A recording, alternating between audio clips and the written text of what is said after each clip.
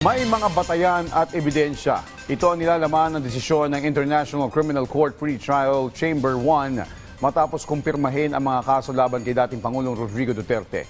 Kaugnay sa umano'y Crimes Against Humanity ng War on Drugs campaign ng kanyang administrasyon. Ang detalye sa report ni RR Tubise.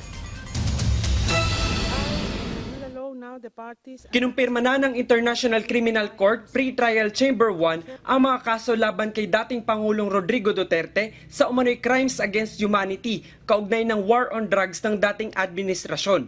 Ayon sa desisyon ng ICC, may substantial grounds o sapat na ebidensya upang ituloy ang kaso sa full trial stage. Paliwanag ng korte, ang confirmation of charges ay hindi pahatol, kundi isang legal na proseso pa lamang upang salain kung may matibay na basihan ang mga paratang at para matiyak na hindi base sa haka-haka lamang ang pag-usad ng kaso. Pre-trial Chamber 1 concluded that there are substantial grounds to believe that Mr. Duterte is responsible for the crimes against humanity of murder and attempted murder. These crimes were allegedly committed as part of a widespread and systematic attack against the civilian population on the territory of the Republic of the Philippines.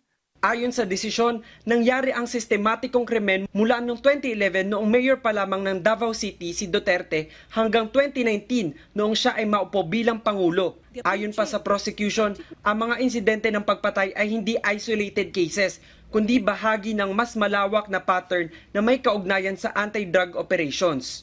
Tinalakay rin sa desisyon ang mga posibleng pananagutan ni Duterte kabilang ang pagiging indirect co-perpetrator o bahagi ng isang common plan na nagresulta sa mga pagpatay. Kasama rin dito ang posibilidad na siya ay nag-utos, nag-udyok o tumulong sa pagpapatupad ng mga krimen batay sa iba't ibang mode of liability na pinag-aaralan ng korte. Nauna nang kinumpirma ng ICC Appeals Chamber na may jurisdiction ang korte sa kaso dahil ang umano'y mga krimen ay naganap habang miyembro pa ang bansa ng Rome Statute. Ang desisyong ito ng ICC nagsisilbing go signal para sa isang ganap na paglilitis. Mananatiling nasa kustodiya ng ICC si Duterte habang inaabangan ang formal na pag-umpisa ng trial sa The Hague. RR Tubise para sa Pambansang TV sa Bagong Pilipinas.